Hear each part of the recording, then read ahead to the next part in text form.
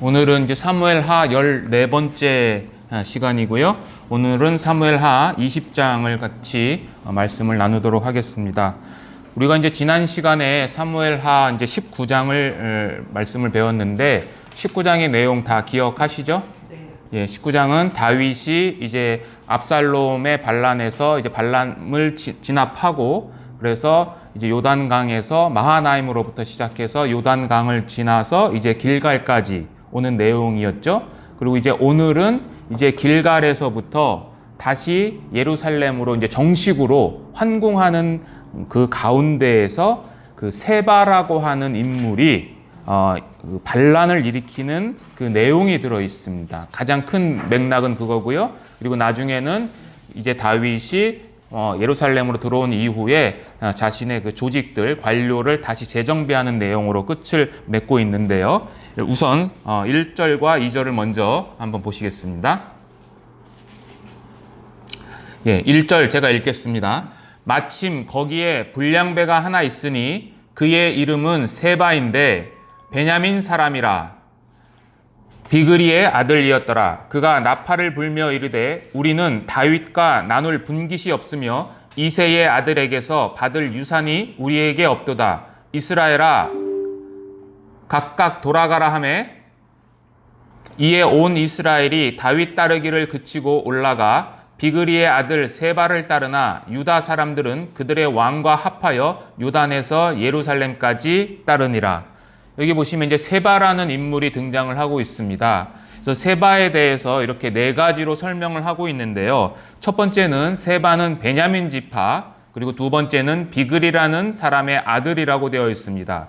그리고 성경에는 등장하지 않지만 이 세바는 세력가라고 볼 수 있습니다. 왜냐하면 이 지금 비그리의 아들이 나팔을 불어서 이제 사람들을 불러 모으거든요. 북쪽 사람들을 불러 모으는데 그 북쪽 사람들이 순식간에 이 세바를 중심으로 해서 몰려들어요. 그렇다면 이미 이 세바는 북쪽 사람들에게 이미 알려진 사람이고 또 수많은 지지층을 갖고 있었다라는 것을 알 수 있어요. 그런데 이 세바의 반란이 여기 보시면 그 세바라는 사람 여기 앞에 보시면 마침 거기 불량배 하나가 있었다라고 되어 있잖아요. 여기 보면 마침이라는 단어가 있고 여기 있었다라는 이 단어는 계획적인 것을 의미하는 게 아니라 그냥 세바가 우연히 그 장소에 있었던 거예요. 그럼에도 불구하고 이 세바의 그 요청에 의해서 많은 사람들이 몰렸다는 것은 이 사람이 세력가라는 것을 알 수가 있어요. 그런데 마지막 제가 오늘 사실 이 세바에 대해서 같이 나누고자 했던 단어는 뭐냐면 불량배라는 거예요.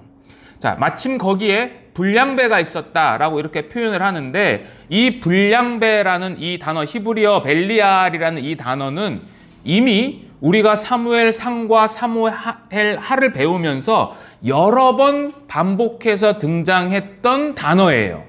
가장 먼저 어디에서 나왔었냐면 사무엘상 2장에 보시면 엘리의 두 아들에 대해서 얘기가 나옵니다. 그때 그 엘리의 두 아들을 어떻게 평가를 하냐면 바로 불량배다라고 평가를 해요. 이 단어랑 동일한 단어를 사용을 합니다. 그리고 두 번째는 어디서 등장을 하냐면 사무엘하 10장 27절에 보시면 사울이 기름 부음을 받고 첫 취임식을 하는 장면이 있어요. 그때의 사울을 인정하지 않는 사람들, 그 사람들이 사울을 향해서 뭐라고 그랬냐면 그 사람들을 향해서 뭐라고 표현했냐? 불량배다. 그러니까 사울을 반대한 사람들은 불량배다라고 표현을 해요. 그리고 가장 유명한 이 인물은 누구를 지칭을 했냐면 사무엘상 25장에 보면 나발이라고 하는 인물이 등장합니다. 그 나발을 표현을 할 때 그 하인들도 마찬가지고 나발의 부인이었던 아비가일조차 우리 주인은 불량배입니다 라는 이 단어를 똑같이 사용을 해요. 그리고 마지막은 사무엘하 16장 7절에 시므이가 다윗이 이제 압살롬의 반란을 피해서 도망갈 때 피신할 때 다윗을 쫓아와서 다윗을 향해서 했던 말이 뭐냐면 네가 사악한 자다 라는 표현을 해요. 우리 성경에는 사악한 자여 가거라 이런 표현을 하거든요. 거기서 이 사악하다라는 이 단어가 이 불량배라는 단어와 동일한 단어예요. 그래서 이 불량배라는 것은 사실은 성경에서 그렇게 호의적인 표현이 아니죠. 이 단어만 보더라도. 그런데 이 세바를 평가를 아예 이 저자는 뭐라고 하냐? 불량배. 처음부터 그냥 불량배라고 표현을 하고 있어요. 그래서 이 세바의 반란은 이 단어를 통해서도 알 수 있는 게 뭐냐? 성공할 수 없는 반란이다라는 것을 이제 우리는 알 수 있는 겁니다. 근데 우리는 여기서 한 단계 더 들어가서 이 말씀을 가지고 우리에게 적용을 하자라면 우리도 성경 저자, 지금 이 세바도 성경 저자가 평가를 한 거잖아요. 세바는 불량배다. 그러면 우리는 성경의 저자, 원저자가 누구예요? 하나님이시죠. 하나님으로부터 우리를 지칭하는, 평가하는 단어가 있을 거 하잖아요. 그죠? 여러 개가 있죠. 그 중에서 형제 자매들은 어떤 단어를 가장 좋아하시나요? 뭐 예를 들면 나는 성도다 라는 표현도 있을 수 있죠. 그죠? 그리고 또는 하나님의 자녀다. 그리고 우리가 많이 표현하는 우리는 구원받은 사람이다. 또는 같이 형제, 자매라고 부를 수도 있고, 또 어떤 사람들은 그러한 직분을 가지고 저 사람은 목사, 저 사람은 교사, 전도사, 장로, 권사 이러한 평가를 받잖아요. 근데 이 성경에서 이러한 여러 가지 인물에 대해서 이야기하는 단어 중에 사실은 가장 핵심적인 단어가 따로 있어요. 그게 뭔지 아십니까 혹시? 착하고 중국이죠? 아닙니다. 물론 그것도 맞지만 성경에서 우리 하나님의 말하자면 성도를 지칭하는 단어 중에 가장 많이 등장하는 단어가 뭐냐면 제자예요. 제자. 제자는 신약 성경에 258번이나 등장을 합니다. 그런데 그리스도인이라는 단어도 여러분 들어보셨죠? 그리스도인. 이 그리스도인이라는 뜻은 그리스도를 추정하는 자들이라는 의미를 갖고 있는데 그리스도인은 신약 성경에 딱 3번밖에 등장하지 않아요. 그러니까 둘 다 제자나 사실은 그리스도인이나 어떤 면에서는 같은 의미를 갖고 있어요. 동일한 의미. 어떤 의미? 예수님을 따라가는 자들이라는 단어의 의미를 갖고 있지만 더 강력한 의미를 주는 단어는 뭐냐? 제자라는 거예요. 제자. 그래서 이 제자라는 이 단어는 신약 성경의 핵심적인 단어로서 결국 이 신약 성경의 중심이 뭐냐? 중심은 실제적으로 전도도 중심이지만 전도의 목적이 뭐냐라는 것에 대해서 이 제자라는 것을 성경은 말하고 있어요. 마태복음 28장 한번 가보겠습니다.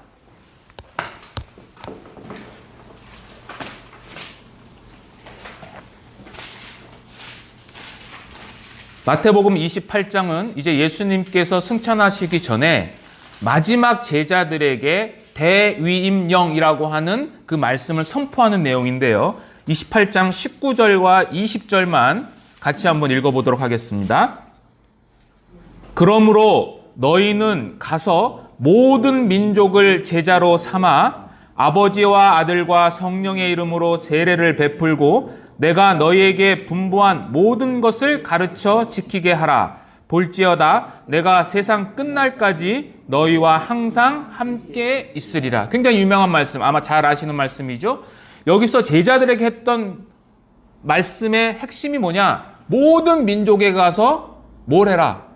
제자를 삼아라. 여기에 복음을 전파해라 라고 하는 것도 틀린 말이 아닌데 예수님은 복음을 전파하라는 그 단어 대신에 제자를 삼아라. 제자를 삼아라라고 했어요.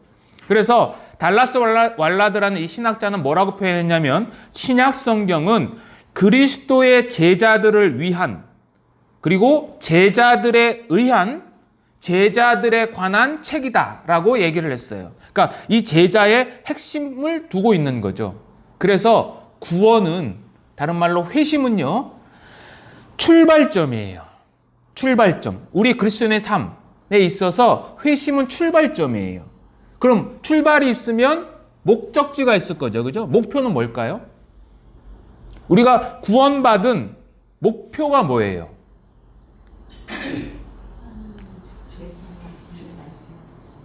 골로새서 1장 28절 한번 보세요.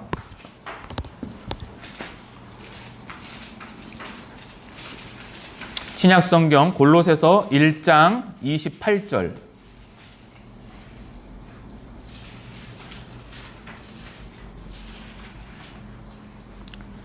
자, 제가 읽겠습니다. 골로새서 1장 28절. 우리가 그를 전파하여 각 사람을 권하고 모든 지혜로 각 사람을 가르침은 각 사람을, 그 다음에 같이 읽어보겠습니다. 그리스도 안에서 완전한 자로 세우려 함이니. 왜 바울이 그리스도를 전파하고 그 전파한 사람들에게 가르치는 이유가 뭐냐? 그리스도 안에서 각 사람을 완전한 자, 여기서 완전하다는 것은 퍼펙트하다는 것이 아니라 성숙하다라는 의미를 갖고 있어요. 그리스도 안에서 성숙한 자로 세우기 위해서다. 즉 목적이 뭐예요? 그리스도처럼 성숙한 자가 되는 것이 목적이에요. 한 군데 더 보겠습니다. 갈라디아서 신약성경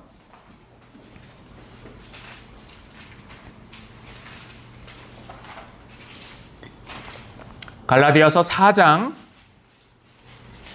19절입니다. 제가 읽겠습니다. 나의 자녀들아, 너희 속에 그리스도의 뭘 이루기까지? 형상을 이루기까지 다시 너희를 위하여 뭘 한다고요? 해산하는 수고를 한다라고 되어 있죠. 자, 바울은 구원받은 성도에게, 다른 말로 하면 오늘 표현에 의하면 제자들에게 내가 너희를 위해서 다시 해산하는 듯한 수고를 할 건데, 그것이 뭐냐? 너희가 뭘 이루기까지? 그리스도의 형상을 이루기까지 라는 표현을 하죠. 그러니까 우리가 회심은 뭐냐? 출발. 목적지는 뭐예요? 이 땅에서는 그리스도의 형상으로 닮아가서 성숙한 자가 되는 것. 그리고 그 이후에 이 모든 것들을 통해서 목적이 뭐냐? 오직 그분의 영광을 위해서. 이게 목적이에요. 그러면 출발이 있고 목적이 있으면 과정이 있을 거 아니에요. 그 과정이 뭐냐? 그 과정이 바로 제자됨이에요. 제자 되어가는 삶. 그게 과정이라고요. 그러니까 우리의 목표가 뭐냐? 우리는 하나님으로부터 너희는 참된 내 제자다라는 칭호를 들어야 되는 거예요.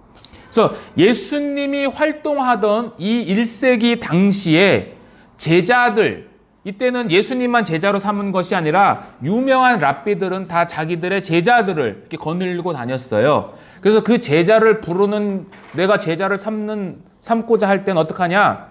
나를 따라와. 요게 제자를 삼는 거예요. 자, 예수님도 그런 표현 하셨잖아요. 근데 그 1세기 당시에 이 제자의 5가지 특징이 있어요. 첫 번째는 뭐냐면 헌신과 복종의 자세로 스승을 따를 것을 결심하는 거예요. 일단 결심이 필요해요. 그 다음에 두 번째는, 그때는 인쇄술이 발달되지 않았기 때문에 모든 것이 이제 구전으로 말을 통해서 이제 가르쳤기 때문에 그 구전으로 전달되는 스승의 가르침을 암기하는 거예요. 그리고 세 번째는 그 스승의 사역하는 방식, 교사, 그러니까 가르치는 방식이든 삶의 방식이든 그런 것들을 배우는 거예요. 그리고 배우는 것뿐만 아니라 네 번째는 그 스승의 삶과 인격을 똑같이 모방하는 거예요. 그리고 마지막으로는 내가 제자가 됐기 때문에 또 다른 제자를 길러내는 것. 이 5가지가 그 당시 1세기의 제자들의 특징이에요. 이 5가지 특징은 우리들에게도 그대로 적용이 됩니다. 단 하나, 맨 마지막, 나를 통해서 또 다른 제자를 길러내는데 우리는 거기서 한 단계 더 들어가서 어떠한 제자냐? 나를 따르는 제자가 아니고 예수 그리스도를 따르게 하는 제자를 만드는 거예요. 그게 다른 거예요. 그래서 오늘날 교회의 문제가 뭐냐라고 할 때 본회퍼라고 하는 그 나치에 저항했던 이 신학자 겸 목사님이 계세요. 그분이 뭐라고 했냐면 오늘날 교회의 문제가 뭐냐, 제자도가 없는 기독교다 라는 표현을 했어요. 그분의 책도 나를 따르라는 책이 있어요.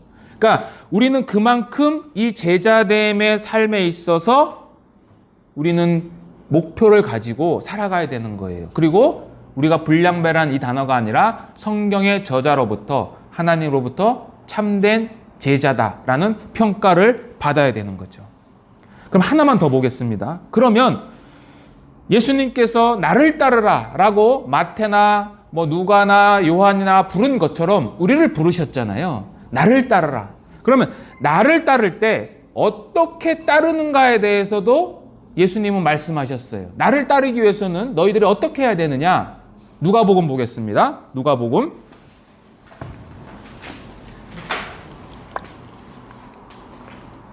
9장입니다. 9장 23절. 자, 유명한 말씀인데요. 같이 한번 읽어보겠습니다. 누가복음 9장 23절입니다. 또 무리에게 이르시되 아무든지 나를 따라오려거든 자기를 부인하고 날마다 제 십자가를 지고 나를 따를 것이니라. 이게 제자가 어떻게 예수님을 따라가는가에 대한 방법론이에요. 자, 그런데 여기서 우리는 이 말씀 너무나 유명하기 때문에 이때 당시 이 예수님의 제자들이 이 말씀을 들었을 때에 느끼는 감흥과 우리가 듣는 감흥은 달라요. 어떤 면에서 다르냐면 여기 보세요. 십자가를 지고 따르라고 그러죠. 그럼 우리는 십자가를 지고 따르라는 이 말씀을 들을 때 이 십자가를 어떻게 생각을 합니까? 우리는 자기 십자가를 지고 가야 돼 라고 할 때 이 십자가가 상징적으로 다가와요? 아니면 실제적으로 다가옵니까? 이 십자가는 상징 또는 은유로서 다가와요. 네 십자가, 우리 각각의 십자가가 다 달라 라고 하잖아요. 근데 이 당시 제자들이 들을 때 십자가는 어떻게 들렸을까요? 예, 실제죠. 십자가는 뭐예요? 그 당시 가장 포악스러운 죄를 범한 죄인을 처형하는 사형 틀이잖아요. 그러니까 이 십자가는 제자들한테 어떻게 다가오냐면 은유적으로 다가오는 것이 아니라 십자가는 잔인하고 고통스럽고 비인간적이고 그리고 십자가에 달릴 때는 빨가벗겨서 달리기 때문에 수치를 상징하는, 그러니까 수치를 느끼는 혐오스러운 사형 틀이에요. 그러니까 우리가 느끼는 것하고는 전혀 달라요. 근데 그 십자가를 지라 그랬어요. 자, 일단 그게 어려워요. 그 다음에 두 번째는 뭐냐면 여기 보면 아무든지라는 표현을 하세요. 예수님이 아무든지, 즉 제자를 해야, 그러니까 제자도의 삶을 살아가야 하는 자는 누구냐? 소수가 아니에요. 아무든지라는 것은 모든 사람, everybody, 그냥 모든 사람은 다 제자도의 삶을 따라가야 되는 거예요. 제자로 부르심을 받았다라면. 그러니까 여기 계신 분들도 한 사람도 여기서 이 제자도의 삶을 회피할 수 있는 권한이 없어요. 그런데 두 번째는 뭐냐면 아무든지 나를, 그 다음에 따라오려거든이죠. 그럼 이 말은 뭐냐면 따라올 수도 있고 따라오지 않을 수도 있다. 즉 선택과 결정의 문제가 누구에게 있느냐? 너희들한테 있다는 거예요. 너희들한테. 그리고 세 번째는 이 제자도의 삶은 한순간에 확 끝나는 것이 아니라 여기 보면 십자가를 어떻게 지라고 그래요? 예? 성경에 뭐라고 되어 있습니까? 날마다, 매일, 그러니까 날마다, 그러니까 매일 반복적인 결심과 행동이 요구된다는 거예요, 이게. 그러니까 한 번에 완전 성화된다. 그런 거는 성경에 없어요. 또 마지막으로 그 방법적인 면에서 자기를 부인하래요. 자기를 부인하는 게 뭘까요? 어떤 사람들은 자아가 죽는답니다. 자아는 안 죽어요. 자기를 부인한다는 게 뭐냐? 자기를 한다는 건 뭐냐면, 자, 보세요. 인간은 죄를 범할 때, 그죠? 왜 죄를 범했냐? 하나님과 같이 되기 위해서 선악과를 따먹었어요. 그 따먹은 결과 모든 것이 자기 중심적으로 생각을 해요. 모든 것들을. 원래는 하나님 중심적으로 생각을 해야 되는데 그게 아니라 이제 내 중심적으로 모든 것을 판단하고 해석하는 거예요. 그 죄의 뿌리가 영향이 구원받았음에도 불구하고 그대로 잔존해 있어요. 따라서 자기를 부인한다는 것은 뭐냐면 여태까지 내가 생각하고 내가 판단하고 내가 모든 결정권을 했던 이것을 떠나서 이제는 그 주권을 하나님에 의해 좌지우지하게끔 자신의 모든 의견과 뜻을 거부하는 거예요. 이해되시죠? 더 쉽게 얘기하면 하나님의 말씀에 순종하는 거예요. 그게 자기를 부인하는 거예요. 그게. 그러니까 우리가 늘 말씀을 왜 배우느냐? 하나님의 뜻을 알기 위해서. 하나님이 과연 나에게 원하시는 것이 뭐냐라는 거죠. 왜? 하나님은 절대적인 존재고 또 윤리적으로도 하나님은 도덕적으로 최고의 선을 갖고 있어요. 불변하시잖아요. 그렇기 때문에 우리는 하나님의 말씀을 정확하게 알아서 내 생각이 틀리다라고 하는 것을 거울로 비춰서 알아보는 거죠. 그러니까 이러한 삶을 통해서 우리는 죽을 때까지 예수님을 만날 때까지 제자도의 삶을 살아가는 것, 이것이 우리에게 요구된다는 거예요. 자, 이제 계속해서 세바의 반란에 대해서 말씀을 드리겠습니다. 자, 세바의 반란은 어디서 일어났냐면 이제 요단강을 건너서 길갈에서부터 예루살렘까지 오는 도중에, 어딘지는 정확하게 나오지 않습니다만 그 중간에서 일어났어요. 근데 이 세바가 뭐라고 하면서 이 반란을 일으켰냐면 크게 세 가지로 나눠집니다. 여기 앞에 보시면 우리는 첫 번째 다윗과 나눌 분깃이 없다라는 거예요. 다윗과 나눌 분깃이 없다. 이것은 쉽게 얘기해서 북쪽 사람들은 이 다윗 집안, 즉 유다 지판과 유업이나 소유를 나누어 가질 수 없어라고 이야기를 하는 거예요. 두 번째는 이새의 아들에게서 받을 유산이 없다라는 거예요.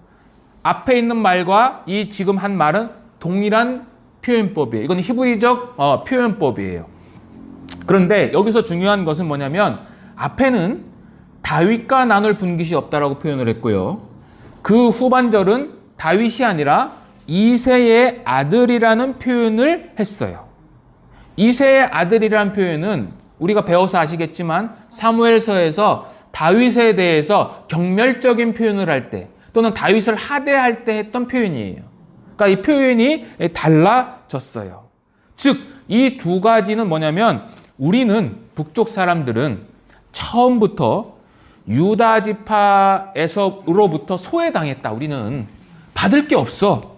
그리고 그렇기 때문에 우리는 단 한 번도 이 다윗이 통치하는 나라의 일부가 된 적이 없어라고 얘기하는 거죠. 왜? 다윗이 통치하는 나라면 다윗이 주는 분깃을, 기업을 받을 자격이 있는데 우리는 없으니까 아예 처음부터 우리는 다윗하고 상관이 없었다라고 이야기를 하는 거죠. 그러면서 각각 장막으로 이제 갈 길로 가라는 거죠. 요 구호는요, 요 세바의 구호는 발언은 동일하게 나중에 솔로몬 시대에 여로보암에 의해서 똑같이 반복됩니다. 열왕기상 한번 볼까요? 열왕기상 2장 한번 보시면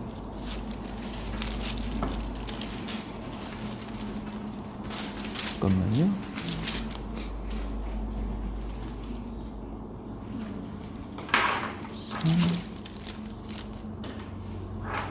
아, 2장이 아니고 12장입니다. 12장. 죄송합니다. 12장 16절입니다. 같이 한번 읽어볼까요? 온 이스라엘이 자기들의 말을 왕이 듣지 아니함을 보고 왕에게 대답하여 가로되 우리가 다윗과 무슨 관계가 있느뇨?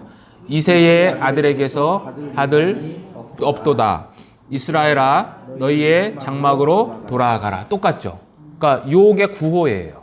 요것을 나중에 그대로 또 한 번 반복하면서 그때는 진짜 남쪽과 북쪽이 갈라지게 되는 겁니다. 그래서 이 세바의 반란의 의미는 뭐냐? 의미는 두 가지인데요. 첫째는 이미 이 북쪽 사람들은 남쪽 지파에 대해서 불만이 가득 찼어요. 그래서 어떻게 할 수 있느냐? 이미 19장에서 이것이 드러났었어요. 그죠? 19장에서 다윗을 황궁시킬 때 이미 북쪽과 남쪽이 한바탕 했잖아요. 그러니까 그러한 오래된 그 불만이 일반적인 정서였다라는 것을 보여주는 거예요. 그리고 두 번째는 이것은 다윗과 이스보셋의 대립을 재현하는 거예요. 과거에 다윗이 헤브론에서 왕이 됐을 때 사울의 아들이었던 이스보셋을 아브넬이 왕으로 추대하죠. 그래서 남쪽과 북쪽이 갈라지잖아요. 그래서 북쪽에서 이제 이스보셋이 마하나임에서 약 2년간 통치했고, 그러나 아브넬이 이제 그 요압에 의해서 살해당한 이후에 이 이스보셋도 그 하급 군대 장관 레아갑에 의해서 이제 암살당해서 이제 그 정치적인 생명과 모든 것들이 이제 끝나는 거잖아요. 그것에 대한 재현인 거죠. 자, 이렇게 이제 세바의 반란이 일어나는데 이 세바의 반란 속에서 3절은 특이하게 다윗이 예루살렘으로 황궁한 이후 첫 번째 했던 공적인 일을 기록하고 있어요. 3절 보겠습니다. 다시. 자, 3절 제가 읽어보겠습니다. 다윗이 예루살렘 본궁에 이르기 전에 머물러 왕궁을 지키게 한 후궁 10명을 잡아 별실에 가두고 먹을 것만 주고 그들에게 관계하지 아니하니 그들이 죽는 날까지 갇혀서 생과부로 지내니라.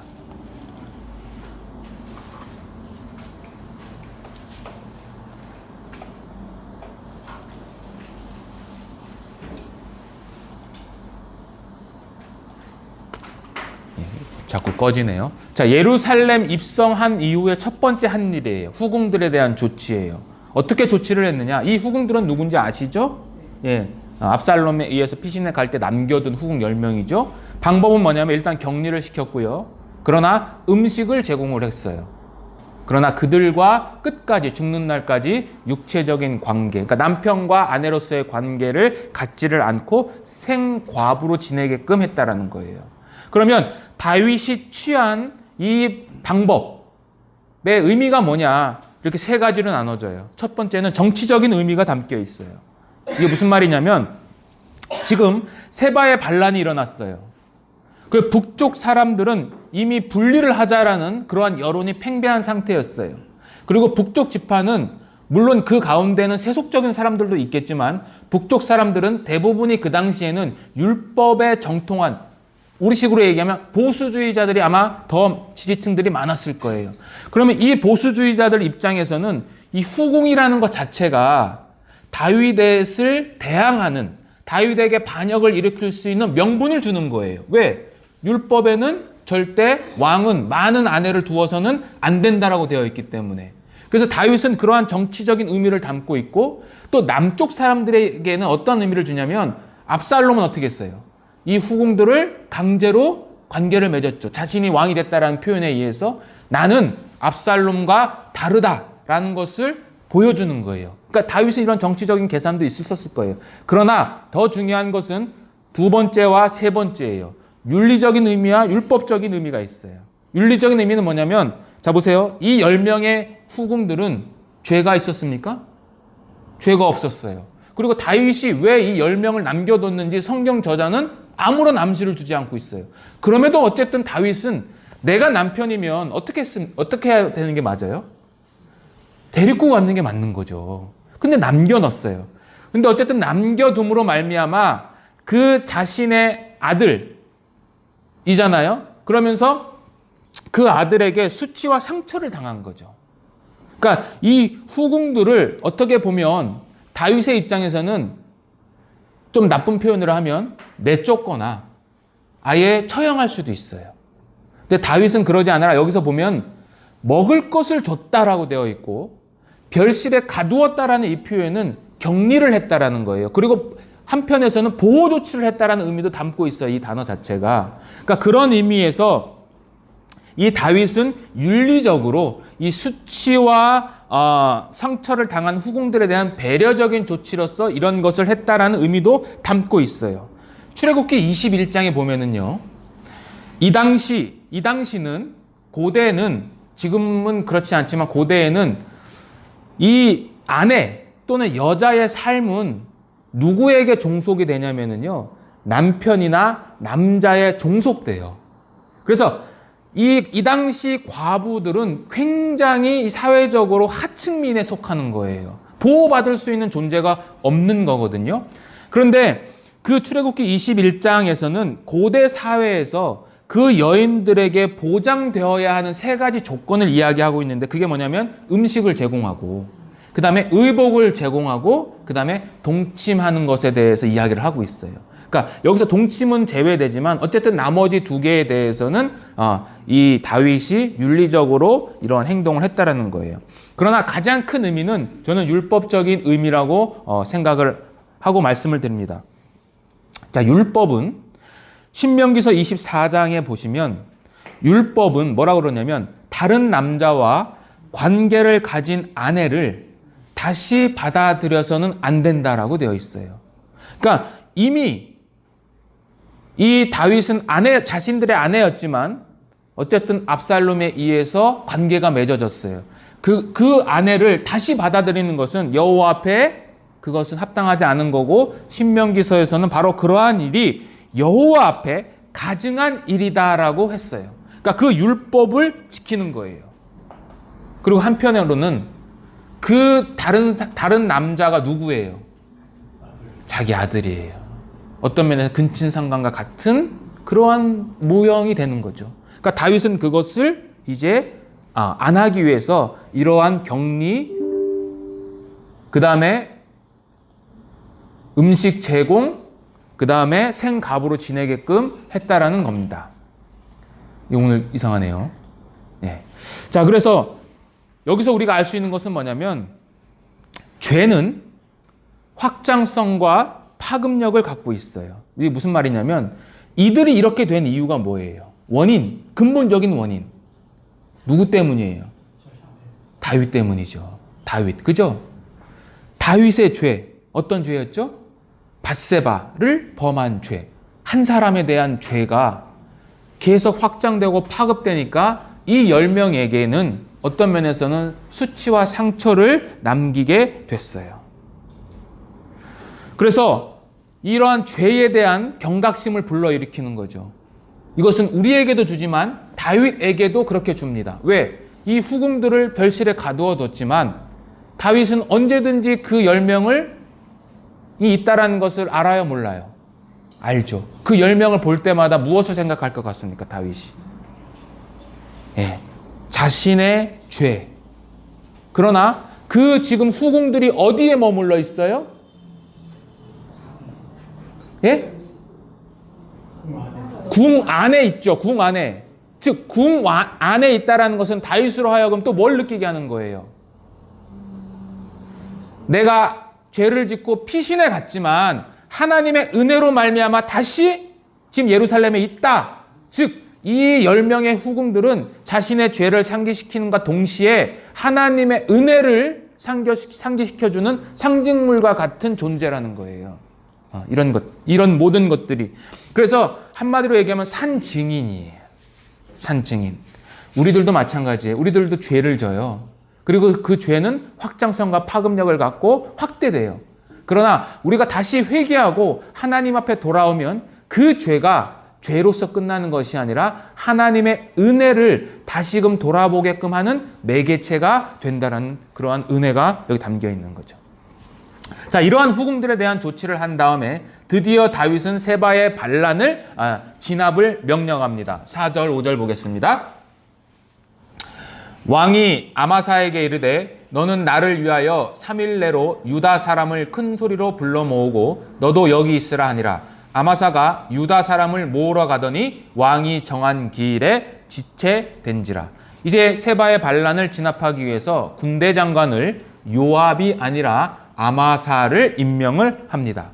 왜 아마사를 임명했느냐? 이미 19장에서 다윗이 뭐라고 그랬어요? 아마사를 내가 군대 장관으로 삼겠다라고 약속을 했어요. 그리고 이 반란에 진압하면 누가 확실하게 군대 장관으로서 자리를 잡아요? 아마사가 군대 장관을 자리 잡을 수 있죠. 그러니까 요압을 견제할 수 있는 아주 명분이 되는 거예요. 그러니까 요압의 세력을 꺾을 수 있어요. 자, 그런데 불행하게도 아마사가 사람들을 이제 군사들을 불러 모으는데 다윗이 3일의 기한을 줬는데 그것을 지키지 못해요. 그러니까 아마사가 제대로 이것을 처리하지 못해요. 뭐 어떤 면에서는 아마사가 능력이 없었을 수도 있고 또는 유다 사람들이 협조하지 않을 수도 있어요. 왜? 아직까지 요압의 그러한 영향력이 아마사보다는 더 클 확률이 높으니까. 어쨌든 아마사가 지체했어요. 근데 지체를 하니까 다윗이 대신 누구를 임명을 하면 아비새를 임명을 하고 출동을 시킵니다. 6절 보겠습니다. 다윗이 이에 아비새에게 이르되 비그리의 아들 세바가 압살롬보다 우리를 더 해하리니 너는 내 주의 부하들을 데리고 그의 뒤를 쫓아가라. 그가 견고한 성읍에 들어가 우리들을 피할까 염려하노라 하매. 예. 누구를 이제 임명했냐면 아비새를 출동시킵니다. 요압을 또 제외시키는 거죠. 아비새는 누구예요? 요압의 동생입니다. 자, 그래서 이렇게 급하게 아비새를 출동시키는 이유가 두 가지인데요. 첫 번째는 세바가 압살롬보다 우리를 더 해한다. 그러니까 더 큰 반란이다라고 경각심을 느낀 거예요. 이 다윗이.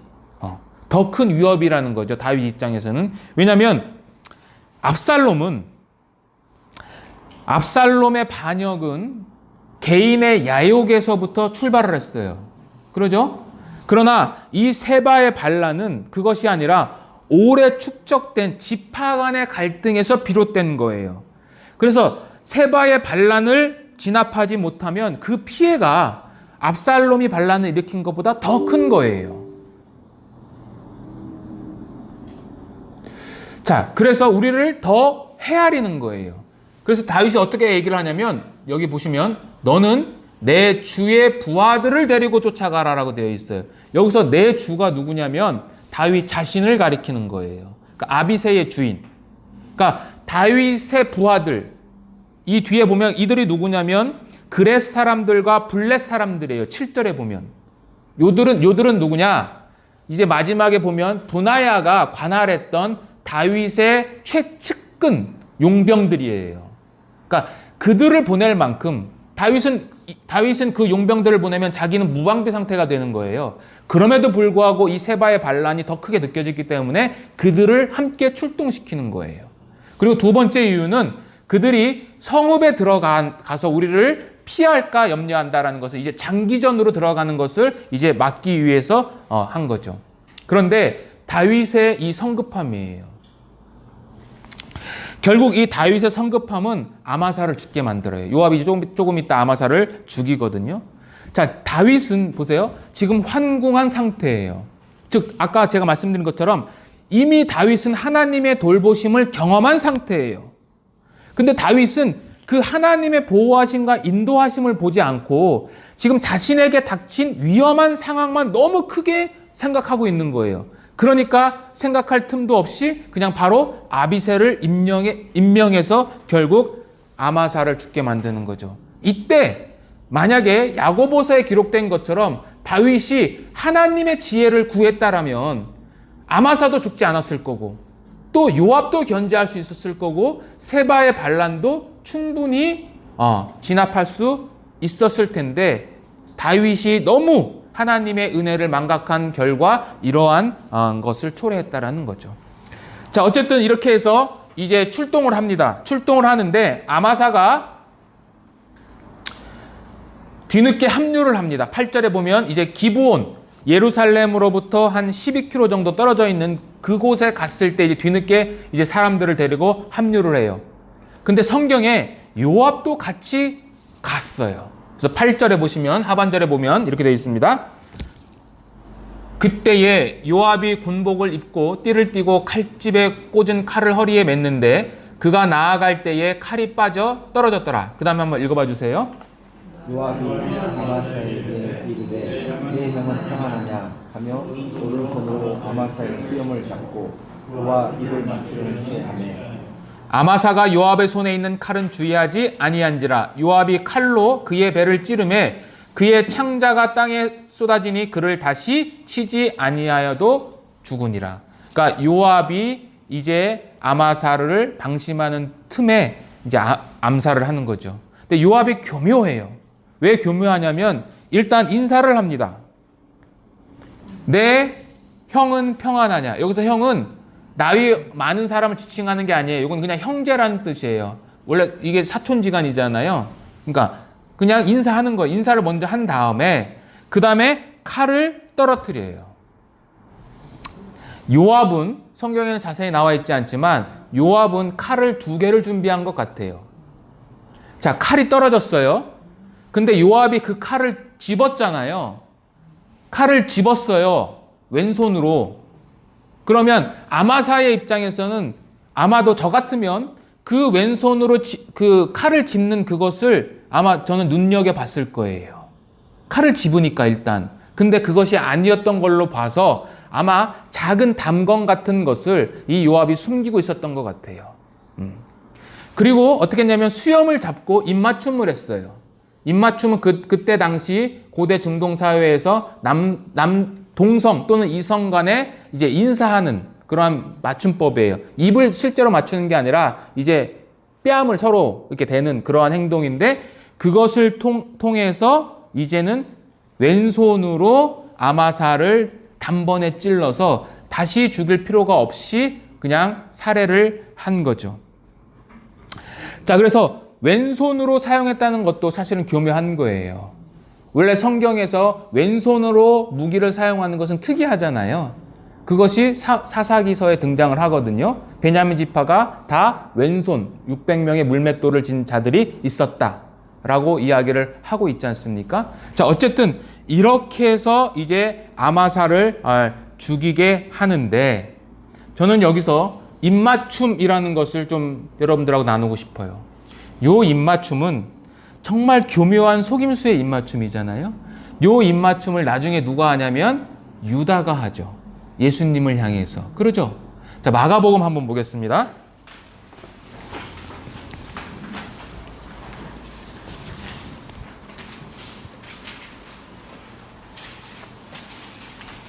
마가복음 14장입니다.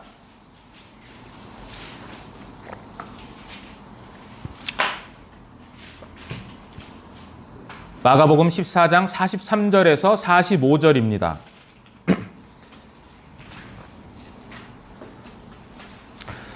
자,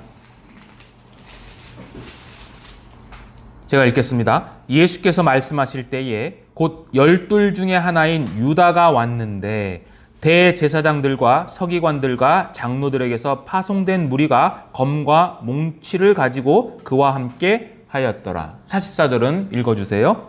예수를 하는 자가 이미 그들과 거느릴 자일때 내가 입맞은 자가 쓰니 그를 잡아 간단히 끌어가라 하였느니라.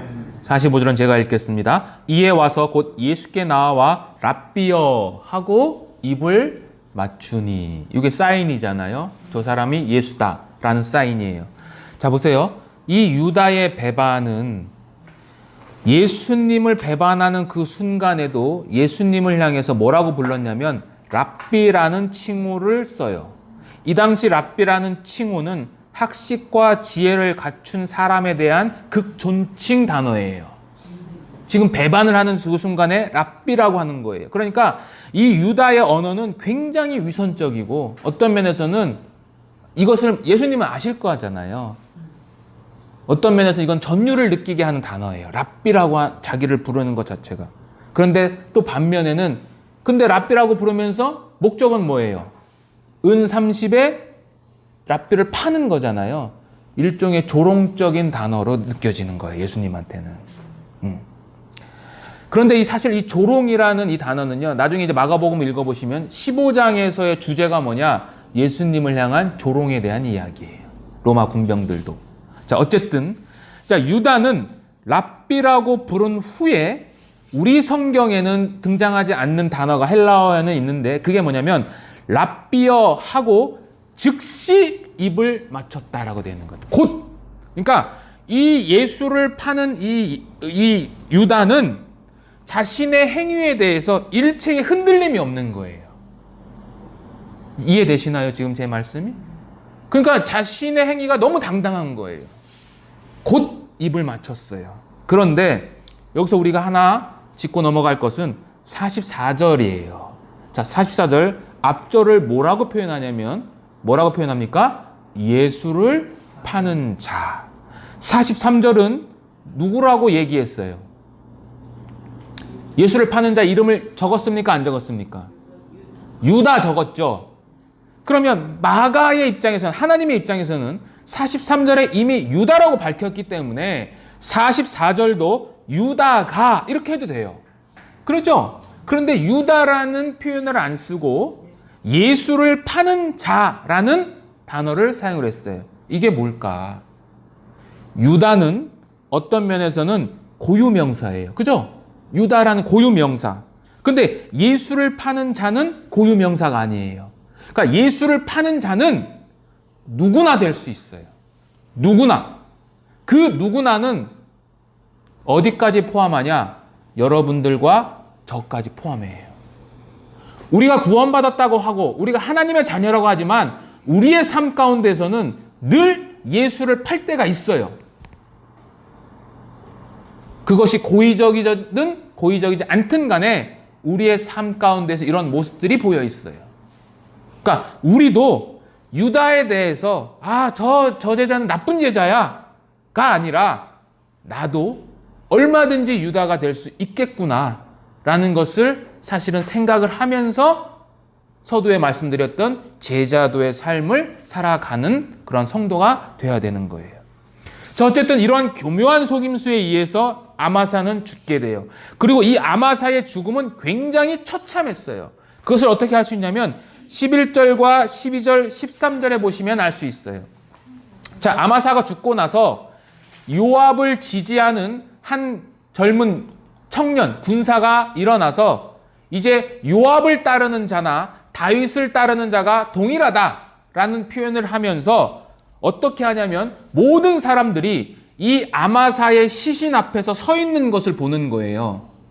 왜 서 있는 걸 봤냐면 이 죽음이 너무나 처참하니까 이게 이 안에 있는 내장이 다 지금 밖으로 흘러나와 있기 때문에 너무나 처참한 거예요. 거기 서서 세 발을 발라나라 지금 떠나야 되는데 못 떠나고 있는 거예요.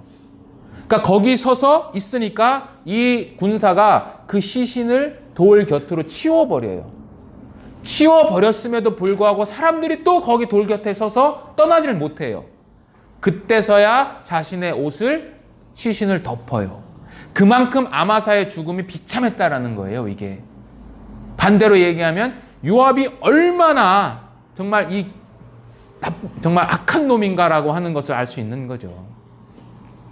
그렇게 하니까 드디어 사람들이 이제 세 발을 이제 뒤쫓는 거예요. 자, 그래서 세 발을 뒤쫓는데 어디까지 뒤쫓느냐면 자꾸 꺼지네요. 자, 여기 앞에 보시면은요, 지도를 보시면 지금 이 예루살렘은 남쪽에 있습니다. 그리고 지금 이 세바가 반란을 일으켜서 어디까지 갔냐면 저 위에 마아가라고 하는 곳으로까지 올라갔어요. 저 벳마아가, 아벨성에 있는 벳마아가는 이스라엘은 단에서부터 브엘세베까지라는 표현을 쓰잖아요. 즉 골란 고원 밑에 갈릴리 호수와 그 사이에 있는 아주 북쪽에 있는 곳이에요. 거기까지 사실은 간 거예요. 아벨이 아니라 이 세바가. 그리고 거기를 이제 쫓아간 거죠. 요압이. 그러니까 기브온에서 요 아마사를 살해한 다음에 북쪽까지 이제 쫓아 올라갔어요. 올라가서 그 아벨성에 숨어 있는 세바를 포위합니다. 15절에 보면 여기 그냥 앞에 보시겠습니다. 이에 그들이 벳마아가 아벨로 가서 세바를 애우고 그 성읍을 향한 지역 언덕 위에 토성을 쌓고 요압과 함께 한 모든 백성이 성벽을 쳐서 헐고자 하더니 이제 토성을 쌓아서 이 성을 무너뜨리려고 할 때 여인이 등장해요. 그게 16절입니다. 16절 제가 읽겠습니다. 그 성읍에서 지혜로운 여인 한 사람이 외쳐 이르되 들을지어다 들을지어다 청하건대 너희는 요압에게 이르기를 이리로 가까이 오라 내가 네게 말하려 하노라 한다 하라. 한 여인이 등장을 해요.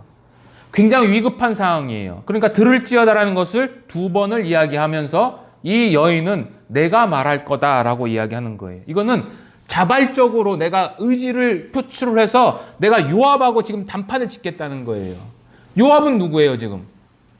자신들의 성을 지금 무너뜨리려고 하는 다윗의 군대 장관에게 한 무명의 여인이 지금 맞서서 자신의 의견을 나타나겠다는 거예요. 이 지혜로운 여인이. 그래서 대화를 나눕니다. 그게 17절부터 21절까지에 기록되어 있습니다. 자, 18절부터 보겠습니다. 18절 한번 읽어봐 주시겠어요?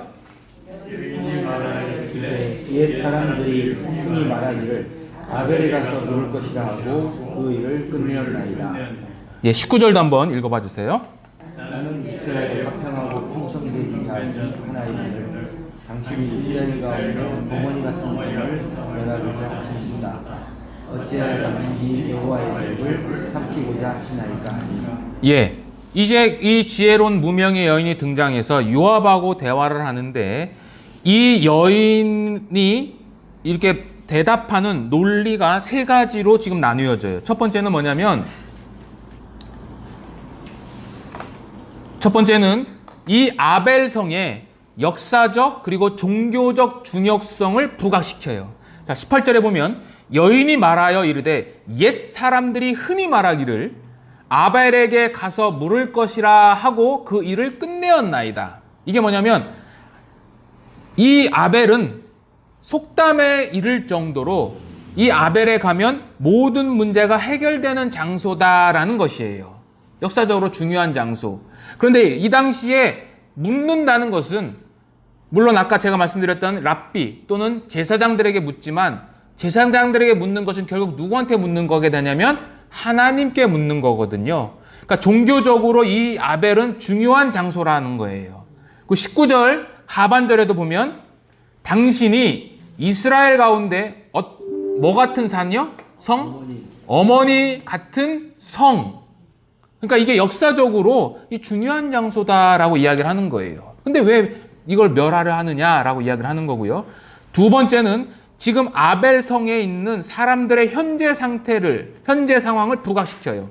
19절 상반절에 보면 나는 이스라엘의 화평하고 충성된 자 중 하나이다. 즉 아벨성에 있는 사람들은 지금 너희들은 정치 문제로 싸우고 있잖아. 근데 우리는 그런 것들하고 상관이 없어. 그러니까 다윗이 지금 반란을 진압하는 것은 정치적인 행위지만 우리는 지금 여기서 평화스럽고 그리고 우리는 나름대로 충성되게 살고 있는데 왜 무고한 자까지 멸하느냐라고 얘기를 하는 거예요. 더 쉽게 해서 그냥 상식에 호소하는 거죠. 왜 그냥 평안하게 살고 있는데 우리까지 멸하라고 해? 라고 이야기를 하는 거죠. 그리고 세 번째는 19절 하반절에 어찌하여 당신이 여호와의 기업을 삼키고자 하시나이까. 이게 핵심이에요. 이게 신학적인 의미를 굉장히 부각시키는 거예요. 자, 여호와의 기업은 누구든지 설령 다윗이라고 할지라도 함부로 멸해서는 안 되는 거예요. 왜? 여호와의 기업, 여호와가 주신 거니까. 그러니까 압력을 넣는 거죠. 더군다나 신명기서 20장에 보시면 이렇게 되어 있어요. 신명기서 20장 한번 보겠습니다. 신명기 20장입니다.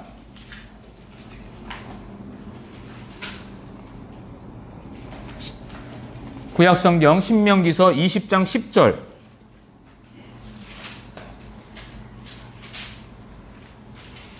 자, 율법은 이렇게 되어 있습니다. 예, 신명기 20장 10절에서 12절 제가 천천히 읽겠습니다. 내가 어떤 성읍으로 나아가서 치려할 때에는 그 성읍에 먼저 화평을 선언하라.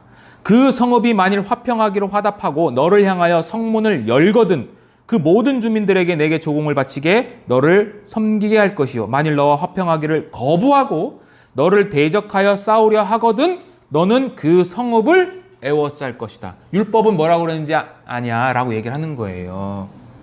또 성읍 치러 왔잖아. 그러면 먼저 화평을 제안해야지. 그리고 우리가 그거를 거부하면 성을 에워싸야지. 왜 화평을 먼저 요구하지 않고 성부터 에워싸 라고 이야기를 하는 거예요. 이것이 결정탄 거죠. 그러니까 이 지혜로운 여인은 지금 무력만 쓸 줄 아는 요압과 완전히 대조되는 그러한 모습을 보여주는 거고, 사무엘서에 등장하는 지혜로운 세 명의 여인 중에 한 명이에요. 이 여인이. 첫 번째 지혜로운 여인은 아비가일. 두 번째 지혜로운 여인은 드고아의 여인. 그러니까 압살롬을 데리러 올 때 요압이 다윗에게 보낸 여인이 있었잖아요. 그 드고아의 여인. 그리고 이 세 번째 아벨성에 있는 이 여인은 굉장히 지혜로운 여인으로 등장을 해요. 자, 이렇게 들으니까 결국 이 여인의 최종적인 논리의 핵심이 뭐냐? 말씀이잖아요. 여호와의 말씀. 그러니까 우리들도 우리 형제 자매님들에게 권면하고 무언가 알려줄 때 최종적인 권위가 뭐냐면, 뭐 과거 역사도 있고 내가 처한 상황도 있고 상식도 있지만 가장 핵심적인 것은 뭘 가지고? 하나님의 말씀을 통해서 그들을 권면해야 되는 거예요. 말씀을 통해서. 자, 요압은 이 여인의 논리에 이제 굴복을 된 거죠. 그래서 뭐라고 하냐? 간단하게 얘기하면 오케이, 알았어. 세바만 넘겨주면 내가 아벨성을 떠날 거야 라고 이제 제안을 하죠. 그래서 그 여인과 그 아벨성에 있는 사람들이 세바를 죽여서 이제 머리를 잘라서 넘겨주죠. 그리고 요압은 돌아가는 거죠. 그리고 이제 반란의 진압이 끝나요. 자, 그리고 나서 23절과 26절은 다윗의 핵심 관리들에 대해서 이제 묘사를 합니다. 23절 보시겠습니다. 자, 요압은 이스라엘 온 군대의 지휘관이 되고, 여호야다의 아들 브나야는 그렛 사람과 블렛 사람의 지휘관이 되고, 아도람은 감역관이 되고, 아일롯의 아들 여호사밧은 사관이 되고, 스와는 서기관이 되고, 사독과 아비아달은 제사장이 되고, 야일 사람 이라는 다윗의 대신이 되니라. 자, 8장에도 다윗의 핵심 관리들 명칭이 나와요. 그거는 다윗 정권의 초기, 지금 이 20장은 다윗 정권의 말기. 그래서 군사적으로 똑같이 군사적으로, 행정적으로, 종교적으로 이제 체제를 다시 정비를 하는데요. 군사는 1차 때와 초기 때와 똑같습니다. 요압과 브냐야가 이제 각각 맡게 됩니다. 그리고 행정도 이제 여호사밧은 그대로 되고요. 스와는 1차 때에는 스라야라는 인물로 되어 있는데 그 스라야를 대체해서 이 스와라는 인물이 서기관으로 이제 임명이 됩니다. 근데 독특한 것은 아도람이에요. 아도람은 24절에 보면 감역관이 됐다라고 그래요. 감역관. 감역관이 뭐냐면 부역 감독관이에요. 즉 이것은 무엇을 이야기하냐면요. 부역, 그러니까 강제 노동은 솔로몬이 자신의 성을 짓기 위해서 시작된 것이 아니라 이미 다윗 정권 말기 때부터 이미 시작되어서 쭉 이어져 갔다라는 것을 보여주는 거예요. 그리고 종교적으로는 사독과 아비아달은 그대로고요. 이라라는 이제 종교적인 인물이 등장을 하는데, 우리 성경에는 이라는 다윗의 대신이 됐다라고 하는데, 이 대신이라는 이 히브리어 단어는 제사장이라는 의미도 담고 있어요. 그래서 이 사독과 아비아달과 이라는 종교적인 역할을 한 걸로 추정을 합니다. 이 이라 같은 경우는요. 자, 그래서 군사, 행정, 종교를 다시 재정비하는 거죠. 이것은 여호와의 은혜예요.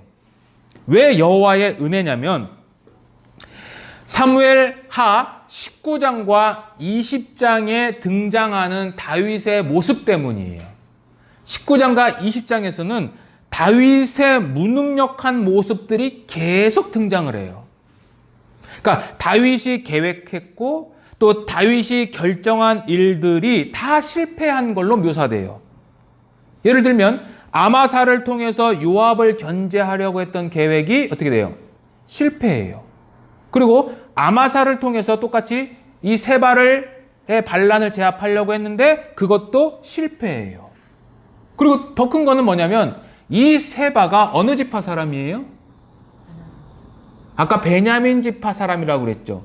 19장에서 베냐민 지파 한 사람을 만나요. 아주 유력한 자. 누굴까요? 19장에 만난 베냐민 지파 사람? 예? 시므이입니다. 시므이. 시므이를 죽였어야 되는데 죽이지 않았어요. 왜? 베냐민 지파 사람들을 환심을 사기 위해서. 그런데 그 환심이 성공한 거예요? 못한 거예요? 못한 거죠. 왜? 세바가 반란을 일으켰으니까. 즉 19장과 20장에는 계속해서 이 다윗의 무능력이 모사되는데 그럼에도 불구하고 이렇게 군사적으로, 행정적으로, 종교적으로 재정비를 했다라는 것은 누구의 은혜냐? 이것이 바로 하나님의 은혜라는 것을 성경은 우리에게 말하고 있는 거예요. 그러니까 다윗이 어떤 면에서 초반은, 그 인생의 초반은 성도로서의 본을 보여주는 모습을 했지만 밧세바를 범한 이후부터 죽을 때까지는 사실은 어떤 면에서 우리보다도 더 실패한 자로서의 모습을 보여주는데, 그럼에도 불구하고 하나님은 다윗과 언약을 하셨기 때문에 그 다윗을 끝까지 인도하시고 그 은혜를 베푸신다라는 것을 역설적으로 보여주는 거예요. 그러니까 제가 계속 강조하지만 성경은 인간이 위대하다, 인간을 본받아라가 아니라 그렇게 아무런 능력이 없는 인간을 하나님께서 어떻게 끌고 가시느냐라는 것을 보여주는 책이라는 거예요. 자, 또 하나. 자, 우리가 첫 번째 지금 앞에서 말할 때 불량자에 대해서 배웠잖아요. 자, 세바가 불량자예요.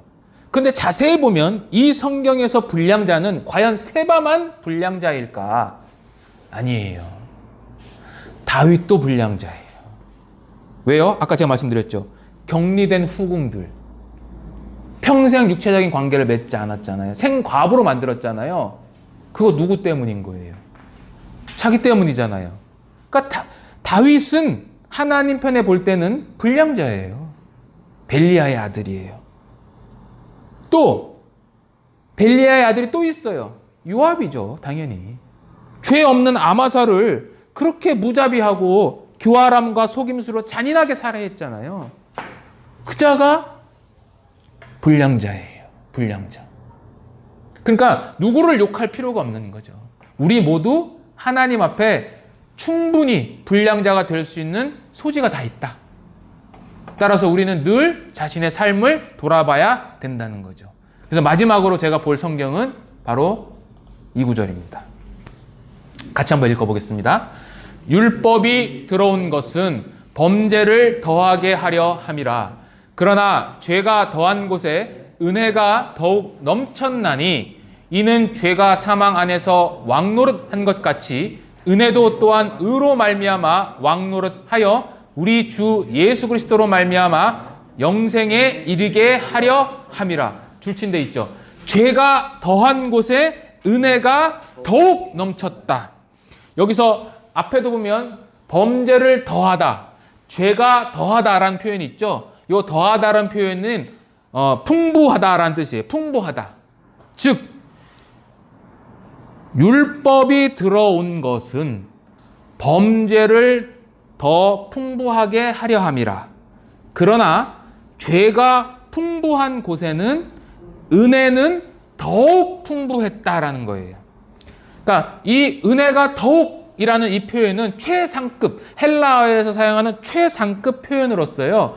이 은혜가 흘러 넘쳤다 또는 그 은혜가 죄를 집어삼켰다라는 의미를 갖고 있어요. 다시 말해서 이 은혜가 하나님에 의해서 일을 하고 있는데 어떤 면에서는 죄가 범한 정도만 은혜가 일해도 돼요. 그래도 충분해요.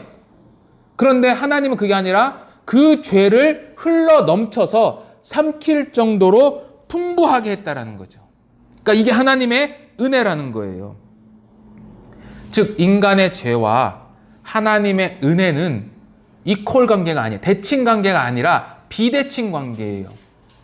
어느 쪽으로 쏠렸어요? 하나님의 은혜 쪽으로 확 쏠린 거예요. 이게 바울은 그것을 묘사하는 거예요. 그래서 은혜가 죄를 초월해서 흘러 넘치는 거예요. 이게 우리의 상태예요. 그리고 다윗도 이 상태를 경험한 거예요. 죄를 졌지만 그 죄를 덮을 만큼 하나님의 은혜가 그에게 임한 거예요. 베드로후서 1장 한번 보겠습니다. 베드로후서 1장 같은 표현이에요.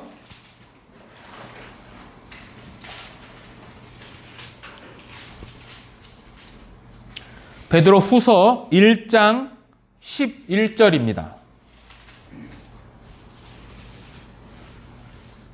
자, 천천히 한번 같이 읽어볼까요? 이같이 하면 우리 주 곧 구주 예수 그리스도의 영원한 나라에 들어감을 넉넉히 너희에게 주시리라. 넉넉히 예수 그리스도의 그 나라, 영원한 나라에 들어갈 수 있는 것을 그냥 준 게 아니라 어떻게 해요? 넉넉히 줬다. 그게 하나님의 은혜라는 거예요. 자, 그래서 존 머리라는 학자는 범죄가 증가하고 강할수록 이 하나님의 충만한 은혜는 더욱더 위대하고 그리고 그 은혜의 광채는 더욱더 빛난다라는 표현을 했어요. 이게 죄를 짓자라는 것이 아니라 그러한 죄에도 불구하고 이 하나님의 은혜가 얼만큼 크다라는 것을. 그래서 바울은 그렇게 은혜가 넘쳤는데 결국은 뭐냐? 맨 끝이에요. 영생에 이르게 하는 것. 죄를 용서하는 것뿐만 아니라 우리에게 영원히 살 수 있는 생명을 허락했다. 한 단계 더 업그레이드 한 거죠, 바울은. 바울은 이거를 얘기하는 거예요, 우리들에게. 그래서 여러분들나 저나 할 것 없이 이 죄에 의해서 하나님 곁을 떠난 모두가 이 하나님의 은혜에 의해서 다시 회복된 존재라는 것을 이 사무엘하 그리고 로마서를 통해서 우리에게 말씀해 주셨습니다. 같이 기도하고 마치겠습니다.